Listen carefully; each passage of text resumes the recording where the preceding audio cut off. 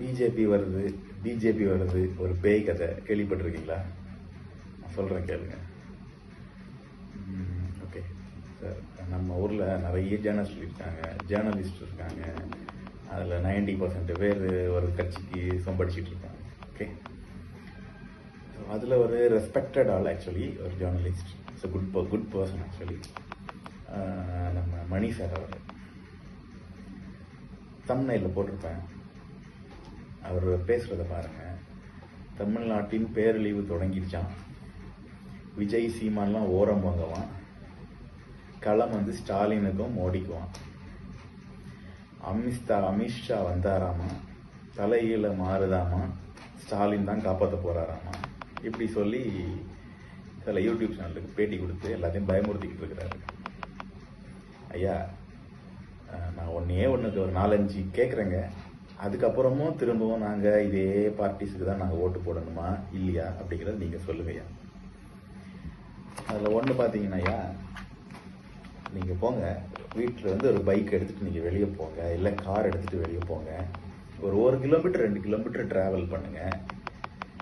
எவ்வளோ தூரம் ரோடு வந்து பெர்ஃபெக்டாக இருக்குது, நல்லா இருக்குது, குண்டம் குழியும் இல்லாமல் இருக்குது அப்படிங்கிறத கொஞ்சம் சொல்லுங்க ஐயா.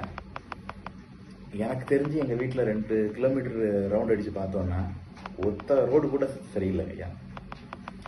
அந்த ரோடு சரியில்லாமல் இருக்கிறது வேறங்கய்யா. ஒரு வாட்டி தோன்றீங்க, அதுக்கப்புறம் மூடுறீங்க. ஒரு 2 மாதத்துக்கு அப்புறம் திரும்பவும் தோன்றீங்க, திரும்பவும் மூடுறீங்க. இதே தானே வருஷம் ஃபுல்லாக பண்ணிகிட்டு இருக்கிறீங்க. எங்க நாங்கள்லாம் மனுஷன் மாதிரி தெரியலையாங்க. ரோடு ஃபுல்லாக மண்ணுங்க. நாங்கள் அப்படியே பைக்கில் போயிட்டு வரும்போது மூஞ்சி ஃபுல்லாக மண்.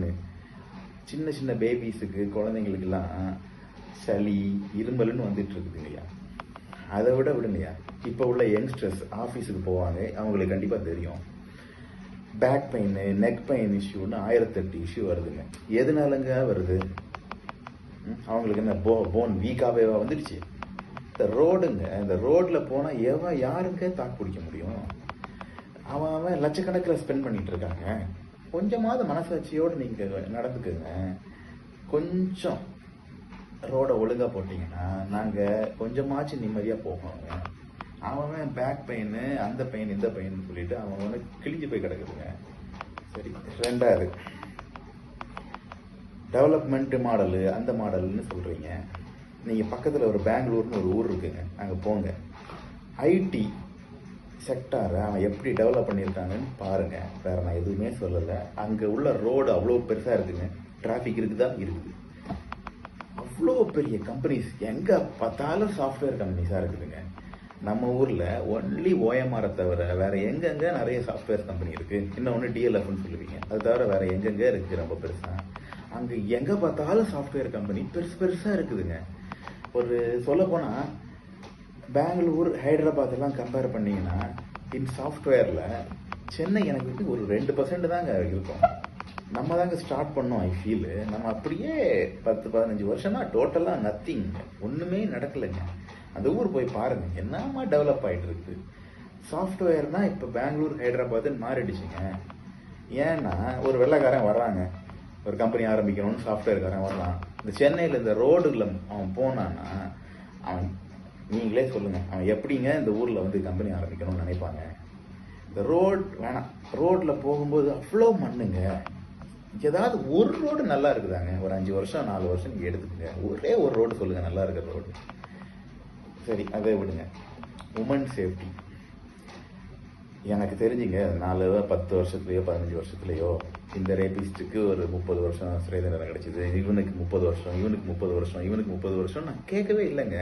டெய்லி நியூஸ் பேப்பரை திறந்தா அங்கே ஒரு பொண்ணு இங்கே பண்ணிட்டாங்க, ரேப் பண்ணிட்டானுங்க, இங்கே ஒரு பொண்ணு அப்யூஸ் பண்ணிட்டாங்க, இதே தாங்க நியூஸாக வருது.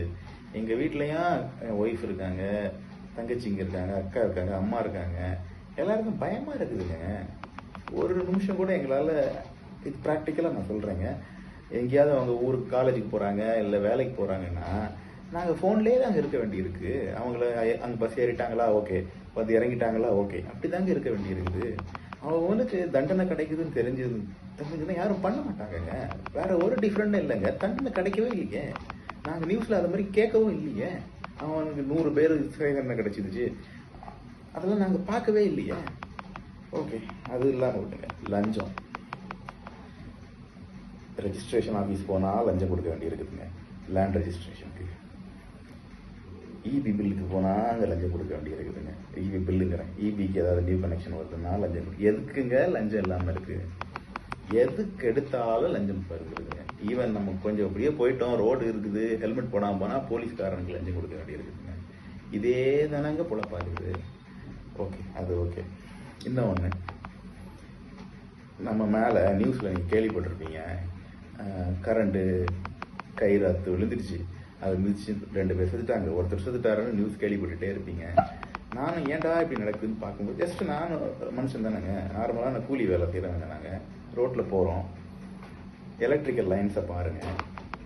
அந்த லைன்ஸை பார்த்தீங்கன்னா ஜாயின் பண்ணி இருக்குதுங்க அந்த லைனு. ஏங்க, ஒரு எலக்ட்ரிக் லைன் வாங்குறீங்க, ஒரு லைன் போடுறீங்க, அவ்வளோ கேவலமாக அவங்க பண்ணுவீங்க. ஒரு குவாலிட்டி கேபிள்ஸ் வாங்க மாட்டிங்களா? ஈவன் நான் ஒரு மெக்கானிக்கல் இன்ஜினியருங்க. எங்களோட மிஷின்ஸை நான் மெயின்டெனன்ஸ் பண்ணும்போது ப்ரிவென்டிவ் மெயின்டெனன்ஸ்னு இருக்குதுங்க. ஒரு கேபிளுக்கு இவ்வளோ லைஃப் வருதுன்னு இருக்குது, ஒரு பெல்ட்டுக்கு இவ்வளோ லைஃப் வருதுன்னு இருக்குது. அதை மாற்றிட்டு போங்க. ஏன் எங்கள் கீழ்த்தரமான கேபிள் தான் போடுவீங்களா? நானும் பார்க்குறேங்க, ஜப்பனீஸ் கேபிள்ஸ் இருக்குது, அதெல்லாம் லைஃப் லாங் வருதுங்க. ஜப்பனீஸ் கேபிள்ஸ் இருக்குது, ஜெர்மன் கேபிள்ஸ் இருக்குது, அதெல்லாம் வாங்கி போட்டிங்கன்னா லைஃப் லாங் வருங்க. பாதி பேர் சாக மாட்டாங்க. அவன் பாட்டுக்கு ஃபேமிலிக்காக ஏதாவது பழம் வாங்க போவான், ஏதாவது காய்கறி வாங்க போவாங்க, அவன் வரம்பள்ளி செத்து கிடக்குறாங்க. இதெல்லாம் எந்த ஊர்லங்க நடக்கும்? நானும் கூலி வேலைக்கு சிங்கப்பூர் போயிருக்கேங்க. அங்கெல்லாம் நான் இந்த மாதிரி கேள்விப்பட்டதில்லை. மழை பெஞ்சா வீட்டுக்குள்ளே தண்ணி வரும்னு நான் கேள்விப்பட்டதில்லைங்க. இது என்னங்க இது? 3வது, கேஸ்ட் ப்ராப்ளம்ஸ். வேங்கை வயல், அந்த வயல், இந்த வயல்னு 1008 ப்ராப்ளம்.